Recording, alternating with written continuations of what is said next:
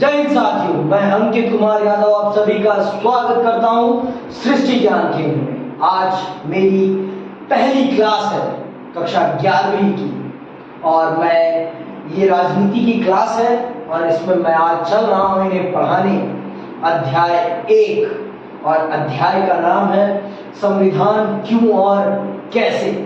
देखिए, आप सब जानते हैं, आप सब इस बात को जानते हैं कि भारत का जो संचालन होता है, ये जो भारत हमारा राष्ट्र है, इस राष्ट्र को जो पथ प्रदर्शित करता है वो कोई और नहीं, वो हमारा भारत का संविधान करता है। तो हम चल रहे हैं समझने कि एक देश के शासन में संविधान क्यों चाहिए।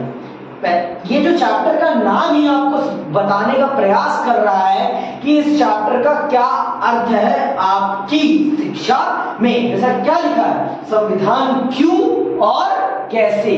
क्यों चाहिए भाई संविधान आपको, और ये संविधान अस्तित्व में कैसे आया, ये आप इस किताब में चल रहे हैं समझने और पढ़ने। तो मैं आप दोनों से, नम्रता आपसे और पुष्कर से, आप दोनों से जानना चाहूंगा कि आप दोनों क्या समझते हैं जब आपके सामने ये शब्द आता है संविधान। क्या समझते हैं पुष्कर? आइए और बताइए मुझे, आइए और मुझे बताइए, जब आप इस शब्द का नाम सुनते हैं संविधान का, तो आपके मन में क्या ख्याल आते हैं? आइए और मुझे बताइए। आ जाइए। जब आपके सामने संविधान ये शब्द आता है तो आपके मन में क्या विचार आते हैं? संविधान एक नियम, तेज बोलिए। संविधान एक नियमों का दस्तावेज है। अच्छा, कानून के द्वारा। थोड़ा तेज बोलो जिससे सब सुने, इसमें भी सुने और वहां पे बैठे बच्चे भी सुने। बताओ, संविधान एक नियमों का दस्तावेज है। संविधान एक क्या है नम्रता? नियमों का दस्तावेज। ये कौन कह रहा है? पुष्कर जी कह रहे हैं। पुष्कर, सिर्फ नियमों का दस्तावेज ही है ये कि और कुछ भी है? क्या है और कुछ? संविधान विश्वास दिलाता है। हाँ, संविधान विश्वास दिलाता है। किसको दिलाता है? समाज को। बड़ी बात कही आपने। संविधान विश्वास, किस चीज का विश्वास दिलाता है? कि जैसे कि कोई अगर कोई कानून या कुछ गलत करता है, कोई नहीं, अभी आप फंबल हो रहे हैं, बैठिए, आपसे बाद में बात करते हैं, ठीक है? आप सुनिए पहले तो। अब आप बताइए नम्रता, आइए और बताइए कि क्या है संविधान आपके शब्दों में। आप क्या समझती हैं जब ये शब्द सुनती हैं? आपके दिमाग में क्या आता है? क्या आता है आपके दिमाग में? ये मेरे दिमाग में ये आता है, जो संविधान है वो मतलब उसमें रूल बनाए गए हैं जो कि सबको ये दिखाता है संविधान की लोगों के बीच में इक्वालिटी होनी चाहिए। अच्छा। मतलब बराबर का सम्मान मिलना चाहिए लोगों को। अच्छा। और मतलब किसी को कम और किसी को ज़्यादा नहीं मिलना चाहिए, उनको इक्वल मिलना चाहिए। हाँ, और जैसे कि एक एग्जांपल देते हैं, जैसे कि सोसाइटी होती है, उसमें रूल्स नहीं बने होते, तो फिर जो मतलब लोग होते हैं वो बराबरी करते हैं एक दूसरे की, कि नहीं मेरा रूल सुनो, मेरी बात सुनो। तो संविधान ये कहता है, संविधान एक ऐसा रूल प्रोवाइड करवाता है जो कि सब मानते हैं, जो कि हाँ। चलिए बैठिए आप, अब मैं इसको विस्तार से आपको समझाऊंगा, ठीक है? तो पहले मुझे आपके विचारों को जानना बहुत जरूरी था, क्योंकि अगर आपके विचारों को नहीं जानूंगा मैं तो आपको मैं समझ नहीं पाऊंगा, और जब तक मैं आपको नहीं समझ पाऊंगा तब तक मैं अपनी बात आपको नहीं समझा पाऊंगा। आपके ज्ञान के स्तर को जानना भी मेरे लिए बहुत जरूरी है। आपको किस प्रकार की टॉनिक देना है, आपकी बीमारी को जानना बहुत जरूरी है ना, तभी तो मैं आपको उसी प्रकार की दवाई दूंगा, तभी मैं आपको उस प्रकार की दवाई दूंगा जिससे कि आपके अंदर वो ज्ञान स्टोर हो सके। अभी आपका जो ज्ञान का स्तर है ना वो 0 है संविधान के संबंध में। संविधान के संबंध में आपका ज्ञान 0 है। तो चलते हैं आपको जीरो से हीरो बनाने की तरफ संविधान के रास्ते में। ठीक है, आप सब जैसे कि आपने भी थोड़ा बहुत बताया कि संविधान एक दस्तावेज है, कानूनों का दस्तावेज है, और संविधान का काम है समाज को विश्वास दिलाना। पर आप ये नहीं बता पाए कि वो किस चीज का विश्वास दिलाता है, तो इस चीज की कमी को मैं पूरा कर दूंगा।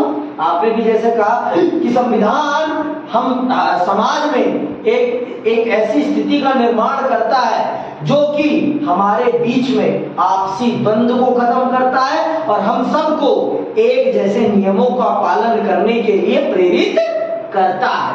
तो ये चीजें हैं। तो अब हम चल रहे हैं अपने प्रथम अध्याय को प्रारंभ कर रहे हैं। ये प्रथम अध्याय ना ये पूरी की पूरी पुस्तक के लिए आधारभूत ढांचा है। पूरी की पूरी पुस्तक के लिए क्या है?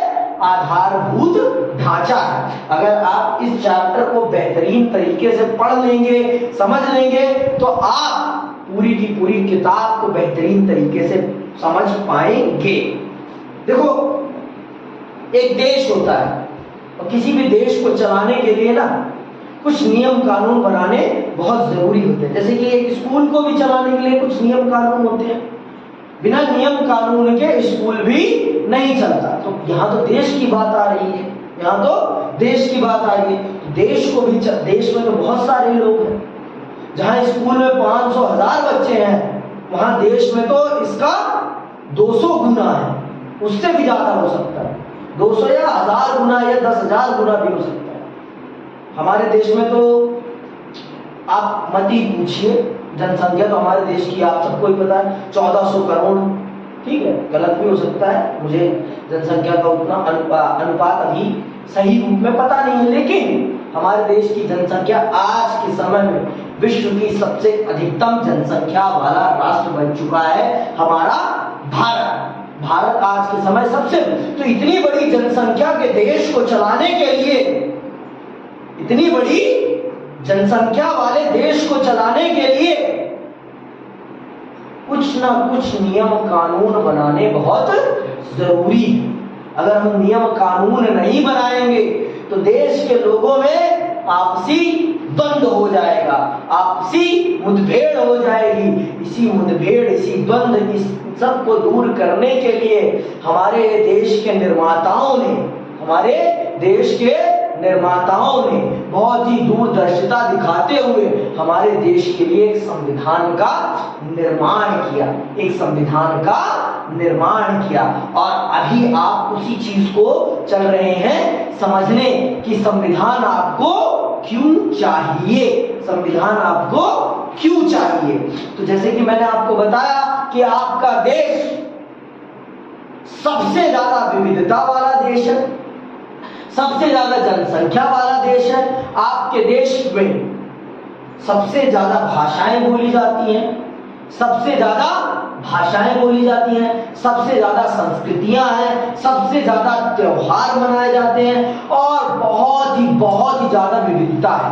आपके देश में जितनी भौगोलिक विविधता है उतनी दुनिया के किसी भी एक देश में तो नहीं मिलती। भारत में जितनी भौगोलिक विविधता, सामाजिक विविधता, राजनीतिक विविधता, भाषाई विविधता, सांस्कृतिक विविधता मिलती है ना, उतनी दुनिया के किसी एक देश में तो आप ढूंढ कर भी नहीं निकाल सकते हैं जो आपको भारत में देखने को मिलती है। समझ में आई बात? तो इतने बड़े देश को चलाने के लिए हमें एक कानून चाहिए ही चाहिए। हमें कानून भी चाहिए और उस कानून को जोरदार तरीके से लागू करने वाली एक सरकार भी चाहिए।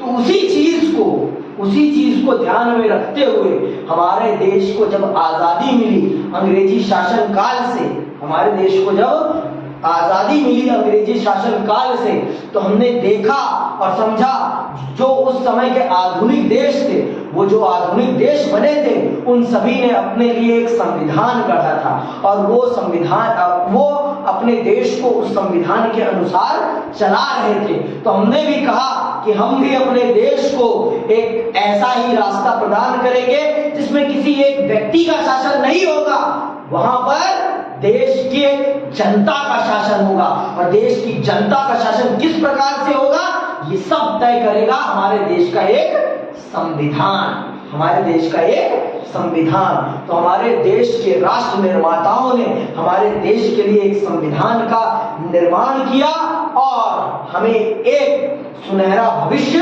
प्रदान किया।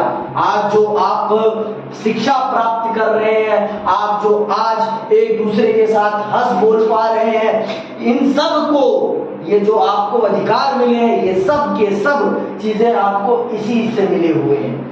ये संविधान ही आपको अधिकार प्रदान करता है हर प्रकार के। तो चलिए विस्तार से अपने अध्याय का परिचय समझते हैं और समझते हैं कि हम इस अध्याय में क्या समझेंगे, क्या जानेंगे। समझ में आई बात? हम इस अध्याय में क्या समझेंगे, क्या जानेंगे और हमारे लिए ये इतना महत्वपूर्ण क्यों है जानना और समझना।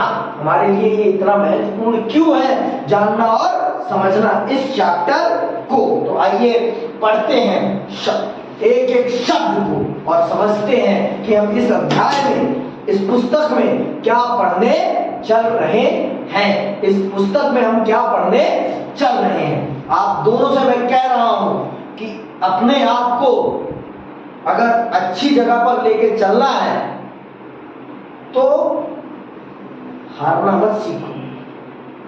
तैयारी आज से करो, जीत कल जरूर मिलेगी। और अगर आज से तैयारी नहीं करोगे तो कल जीत की भी उम्मीद मत करना। अगर चाहते हो कि आपको जीत मिले तो तैयारी आज से करो, और जब उस समय आपको जीत मिलेगी तो आपको आश्चर्य नहीं होगा। क्यों? क्योंकि आपको पता है कि आपने मेहनत की है, क्योंकि आपको इस बात का पता है कि आपने मेहनत की है। तो आइए प्रारंभ करते हैं अपने इस अध्याय को। अध्याय का नाम तो मैंने आपको बता दिया है, मैं पुनः आपको फिर से बता देता हूं कि अध्याय का क्या नाम, संविधान क्यों और कैसे। ये 11वीं कक्षा की पॉलिटिकल साइंस की, 11वीं कक्षा की पॉलिटिकल साइंस का पहला चैप्टर है। और इसको पहला चैप्टर रखने का भी अपना बहुत बड़ा कारण है, क्योंकि जब तक बच्चा अपने देश के मूल आधार को नहीं समझेगा तब तक बच्चे को कितना भी समझा दो कुछ नहीं समझ पाएगा। अगर आपको पता ही नहीं होगा कि पेड़ किस चीज पर टिका है तो आप क्या करोगे? पेड़ को के बारे में जानकर भी आप समझ नहीं पाओगे कि पेड़ कैसे खाना बनाता है, क्या करता है। पहले तो आपको जानना पड़ेगा ना कि पेड़ किस पर टिका है, पेड़, ये देश किस पर टिका है, आपको भी ये बात पता होनी चाहिए। तो हमारा देश जिस चीज पर टिका है ना, जिस चीज से चल रहा है, जिस चीज के माध्यम से इतना विकास कर रहा है, आप चल रहे हैं उस चीज को समझने और जानने, उस चीज को समझने और जानने। उस चीज का नाम क्या है? संविधान। तो चलिए पढ़ते हैं। यह पुस्तक संविधान की कार्य प्रणाली के बारे में लिखी गई। यह पुस्तक संविधान की कार्य प्रणाली, मतलब वो किस प्रकार से काम करता है, वो किस प्रकार, भारत का संविधान किस प्रकार से काम करता है, इस चीज को बताने वाली है ये पुस्तक। ये पुस्तक आपके संविधान के कार्यों को बताने का काम करती है।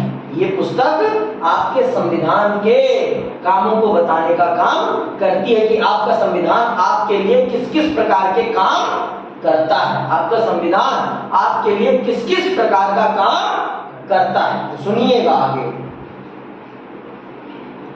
आगे के अध्याय में आप संविधान की कार्य प्रणाली के विभिन्न पहलुओं के बारे में पढ़ेंगे। हमारे देश की सरकार की विभिन्न संस्थाओं और उनके आपसी संबंधों के बारे में आपको ज्ञान होगा। लेकिन इसके पहले कि आप चुनाव, सरकार, राष्ट्रपति और प्रधानमंत्री के बारे में पढ़ें, यह समझना जरूरी है कि सरकार के पूरे ढांचे और सरकार की संस्थाओं को नियंत्रित करने वाले विभिन्न सिद्धांतों की उत्पत्ति भारत के संविधान से हुई है। आप इन सब चीजों को पढ़ें, उससे पहले आपको ये जानना जरूरी होगा कि इन संस्थाओं को, इन पदों को जो शक्तियां मिली हुई हैं, वो शक्तियां कहां से मिली हुई हैं और कैसे मिली हुई हैं, ये जानना आपके लिए जरूरी है। तो ये सारी की सारी शक्तियां कहां से मिली हुई हैं? ये सारी की सारी शक्तियां भारत के संविधान से मिली हुई हैं। आपके देश में बहुत सारी संस्थाएं हैं, बहुत सारी संस्थाएं हैं जो आपके देश को चलाती हैं, जो आपके देश को चलाती हैं। उन संस्थाओं को ताकत कहां से मिली है, ये सब आपको यहाँ बताया जाएगा। आपके देश में चुनाव जो होता है वो कैसे होता है और चुनाव कराने के लिए किसको ये जिम्मेदारी दी गई है, ये आपको बताया जाएगा। यहाँ पर आपको बताया जाएगा कि आपके राष्ट्रपति, आपके देश के जो सबसे प्रमुख व्यक्ति हैं राष्ट्रपति, उस व्यक्ति को कैसे क्या अधिकार मिले हुए हैं ये आप जानेंगे, और कैसे मिले हैं और कौन कौन से अधिकार मिले हैं ये सब आपको जानेंगे। आप ये सब चीजें जानेंगे। आपके देश में प्रधानमंत्री की क्या भूमिका है ये भी जानेंगे आप। ये सारी चीजें कहां से निकली हैं, ये सारी की सारी चीजें भारत के संविधान से निकली हैं। तो सबसे पहले हमें भाई जहां से सारी चीजें निकली हैं सबसे पहले हमें उसी को जानना पड़ेगा, उसी को जानना पड़ेगा। तो वो क्या है, हमारे देश का संविधान है। तो आइए सबसे पहले हम समझते हैं भारत के संविधान को, भारत के संविधान को, कि हमें भारत के संविधान की क्या जरूरत पड़ी और ये कैसे बना। तो चलिए मैं आपको बता देता हूं इस चैप्टर में मैं आपको क्या क्या पढ़ाऊंगा। तो इस अध्याय के अध्ययन से आपको निम्नलिखित बातों का ज्ञान होगा। पुष्कर,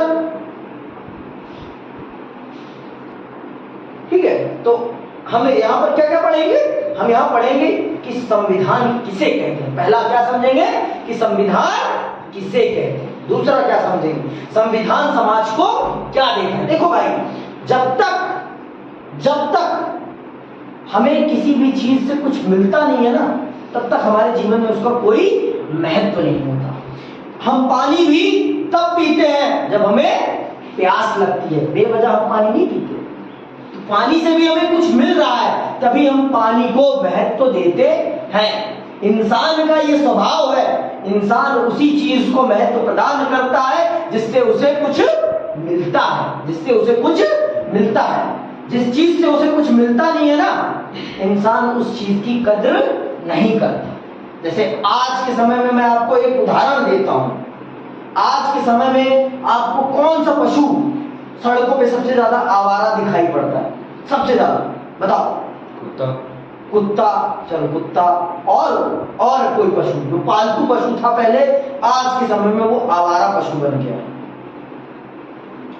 एक समय में वो पालतू पशु था, किसानों के घर की शोभा था, लेकिन आज वो आवारा पशु के रूप में तब्दील हो गया। क्या? गाय और बैल, मुख्य रूप से बैल। पहले क्या था? पहले था बैल। पहले बैल खेती के लिए प्रयोग में लाया जाता था। पहले खेती के लिए बैल को प्रयोग में लाया जाता था। तो इसलिए पहले किसान के लिए बैल क्या था? उपयोगी था। किसान के लिए बैल क्या था? उपयोगी था। आज जहां सीढ़ीदार खेतियां होती हैं वहां आज भी बैल उपयोगी है। लेकिन जो जैसे उत्तर भारत है, उत्तर भारत में जितने भी क्षेत्र हैं आज वहां बैल किसी भी रूप में उपयोगी नहीं। तो आप देखते होंगे कि सबसे ज्यादा आवारा पशु जो एक समय पालतू पशु था वो सड़कों पर घूम रहा है। क्यों? क्योंकि आज मानव समाज में, कृषि समाज में उसका कोई महत्व नहीं है। मानव समाज में या कृषि समाज में उसका कोई महत्व नहीं है। पहले ये भी था कि वो बिकते भी थे। पहले ये था, भाई मैं उत्तर प्रदेश से आता हूं, तो उत्तर प्रदेश में आज के समय में ये स्थिति है कि वो बिकते नहीं है। तो इसीलिए लोगों ने गायों को भी छोड़ दिया है और बैलों को भी छोड़ दिया है।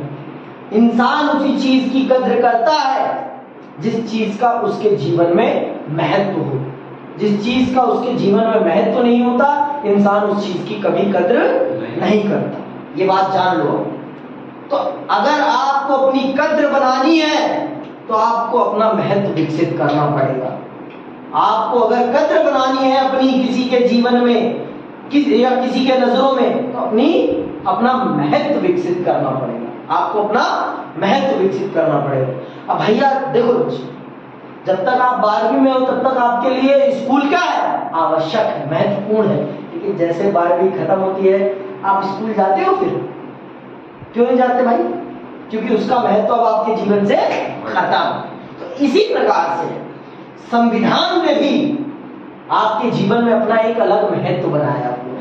संविधान ने भी आपके जीवन में एक अलग महत्व बनाया हुआ। वो किस प्रकार से बनाया हुआ ये मैं समझाऊंगा आगे की वीडियोज में या आगे की क्लासेस में आपको। इसके लिए आपको देखना पड़ेगा, सुनना पड़ेगा।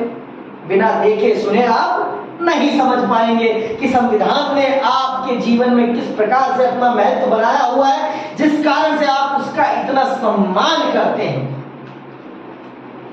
जिस दिन भी आप कानून के शिकंजे में फंसते हैं ना, उस दिन आपको पता चलता है कि संविधान क्या चीज है। जिस दिन भी आप शोषण का शिकार होते हैं, उस दिन आपको पता चलता है कि संविधान क्या चीज है। जब तक आप इन चीजों का सामना नहीं करते, तब तक आप संविधान के महत्व को नहीं समझते। और जिस दिन आप इन चीजों का सामना करने लग जाते हैं, उस दिन आप समझ जाते हैं कि आपके लिए संविधान कितना महत्वपूर्ण है। आई बात समझ? संविधान को समझना बहुत जरूरी है।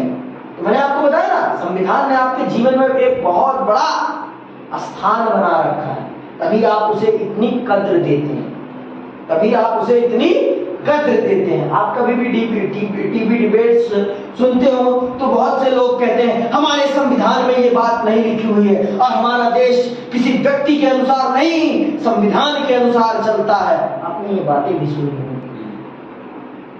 सुनी होंगी पर कभी ध्यान से नहीं सुना, सुनी है पर ध्यान से कभी नहीं सुनी। इसीलिए तो ये बेड़ा गर्क है हमारे देश के बच्चों का। हमारे देश के बच्चों का अगर बेड़ा गर्क है किसी कारण से, तो सुनते तो बहुत कुछ है लेकिन ध्यान से कुछ भी नहीं सुनते। और जब तक ध्यान से नहीं सुनोगे तब तक कुछ नहीं समझ पाओगे। चीजों को समझना बहुत जरूरी है। सुनना उतना जरूरी नहीं है जितना समझना जरूरी है। आप सुन रहे हो लेकिन समझ नहीं रहे हो तो कोई फायदा नहीं है। फायदा तब है जब आप सुने और उसे समझें। सुन के समझना बहुत जरूरी है। चलिए, आपको मैंने समझा दी कि संविधान समाज को क्या देता है। संविधान क्या समाज को देता है ये भी मैं आपको बताऊंगा। संविधान समाज में शक्ति का बंटवारा कैसे करता है। ये जो संविधान है आपका, ये समाज में शक्ति का बंटवारा कैसे करता है ये भी मैं आपको बताऊंगा इस चैप्टर में। आपने कुछ संस्थाओं के नाम सुने होंगे। क्या आपने कभी कार्यपालिका का नाम सुना है? कार्यपालिका, एग्जीक्यूटिव का नाम सुना है? कार्यपालिका नाम सुना है? पुष्कर, मैं आपसे पूछ रहा हूं, नाम सुना है आपने? कार्यपालिका नाम सुना है ना? आपने कभी विधायिका का नाम सुना है? लेजिस्लेटिव नाम सुना है? लेजिस्लेटिव। आपने कभी जुडिशरी का नाम सुना है? जुडिशरी, न्यायपालिका। आपने कभी चुनाव आयोग का नाम सुना है? Election commission. आपने कभी यूपीएससी का नाम सुना है? Union public service commission. इसका नाम सुना है? यूपीएससी। इनमें सबसे महत्वपूर्ण है ये तीन। कौन कौन? विधायिका, कार्यपालिका और न्यायपालिका। ठीक है, ये तीनों सबसे ज्यादा महत्वपूर्ण है, सबसे महत्वपूर्ण। तो यही हमारे देश को चलाते हैं मुख्य रूप से। यही तीन संस्थाएं हमारे देश को चलाने का काम करती हैं। आपकी कार्यपालिका, आपकी विधायिका और आपकी न्यायपालिका। तो हमारे संविधान ने इन तीनों के बीच में शक्ति को किस प्रकार से बांटा है ये भी मैं आपको समझाऊंगा इस चैप्टर में। क्योंकि यही तीन संस्थाएं मुख्य रूप से आपके देश को चला रही हैं। यही तीन संस्थाएं आपके देश को मुख्य रूप से चला रही हैं। तो इस बुक में आप इनके बारे में एक एक चैप्टर है बहुत विस्तार से पढ़ेंगे। लेकिन पढ़ेंगे तब जब आप सुनेंगे ढंग से और समझेंगे। सुनेंगे समझेंगे तब जब आप जुड़े रहेंगे हमसे। समझ में पड़ा? जुड़े नहीं रहेंगे तो कुछ नहीं हो पाएगा। जब तक जुड़ोगे नहीं तब तक कैसे पढ़ोगे? जुड़ो हमसे और पढ़ो खूब। चलो आगे सुनो। और हम चौथी चीज क्या समझेंगे? भारत का संविधान कैसे बनाया गया। तो इस बुक का इस चैप्टर का आखिरी टॉपिक क्या होगा? इस चैप्टर का आखिरी टॉपिक होगा भारत का संविधान कैसे बनाया गया। भारत का संविधान कैसे बनाया गया, ये पूरी की पूरी कहानी मैं आपको सुनाऊंगा। ये इस चैप्टर की आखिरी कहानी है, ये इस चैप्टर की आखिरी कहानी होगी। तो इस चैप्टर में मुख्य रूप से हम 4 विषयों को समझेंगे। 4 विषय हैं इसमें, ठीक है। इन 4 विषयों को हम समझ लेंगे तो हम जान लेंगे कि हमारे जीवन में संविधान का क्या महत्व है, हमारे जीवन में संविधान का क्या महत्व है, और हमारे जीवन को सुलभ बनाने में, आसान बनाने में संविधान ने किस प्रकार की भूमिका निभाई है, संविधान ने किस प्रकार की भूमिका निभाई है। तो चलिए, तो मैं आपको अगली क्लास में ये समझाऊंगा, ठीक है, अगली क्लास में मैं ये समझाऊंगा। तो आज के लिए बस इतना ही। जय हिंद, जय भारत।